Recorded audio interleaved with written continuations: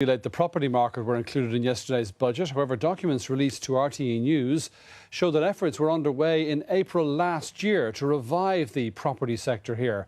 The Department of Finance held a behind-the-doors meeting with the banks and estate agents to look at ways of boosting mortgage lending.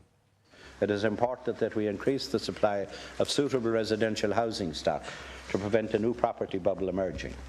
It was a case of softly by the Minister for Finance when it came to property yesterday.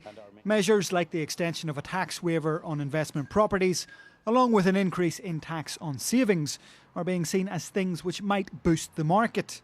With rising prices, the government cannot be seen to be pumping up another housing crisis.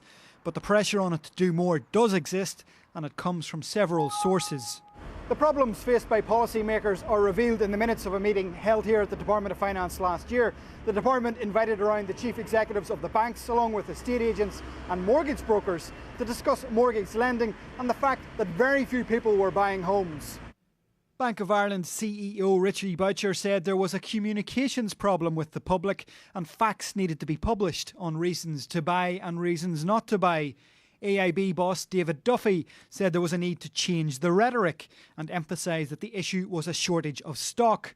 The Irish Banking Federation said critical information should be brought forward and that political support was also necessary. And an economist with the property website Dept said the more that people were educated about the matter, the more they leaned towards buying. In other words, many people hadn't got the full facts about the housing market. They got it wrong. They didn't know about the housing shortage and so on. The participants left the meeting here with assurances that Finance would improve its communications with the public and that a report would be forthcoming. The Department of Finance felt that they needed to act because there was so much dysfunction in the market and so many potential problems arising. Everyone turned up in good faith, everybody put forward good ideas, but I can't help but thinking, when looking at the issues that were raised and that weren't dealt with by the Department of Finance, and the things that came out in yesterday's budget, that Ireland in effect is a giant gamble on an upward moving property market. The Department of Finance denies that government measures will create a new property bubble here.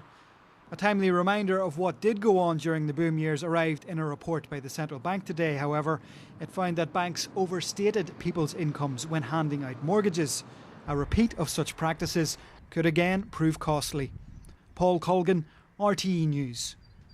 Well, let's talk to our economics correspondent Sean Whelan, who joins us now. Sean, very interesting documents there from that meeting last year at the Department of Finance, and I suppose it puts into context some of the property measures that we saw in the budget yesterday.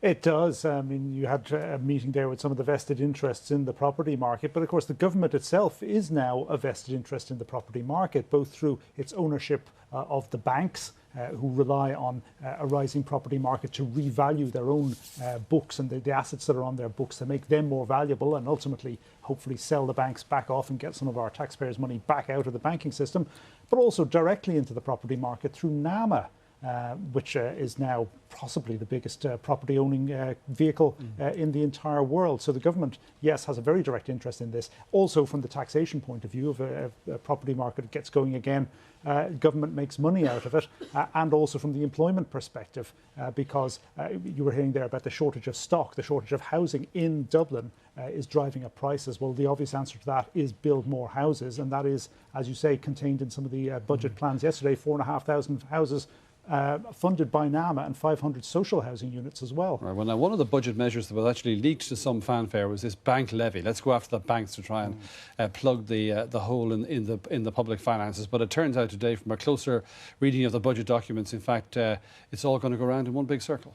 Yes, like so many of the financial transactions that have been going on over the past couple of years, there is a certain amount of circularity here. The government needs cash now, and it's taking the cash from the banks. The banks need to build up capital later on in the decade, and the swap that's going on here is that the government takes the money off the banks right now, but gives them the chance to make it back through tax breaks, which will help them later on in the decade when they actually need that money to boost up their capital ratios. All right, Sean Whelan, thanks for that. And there we take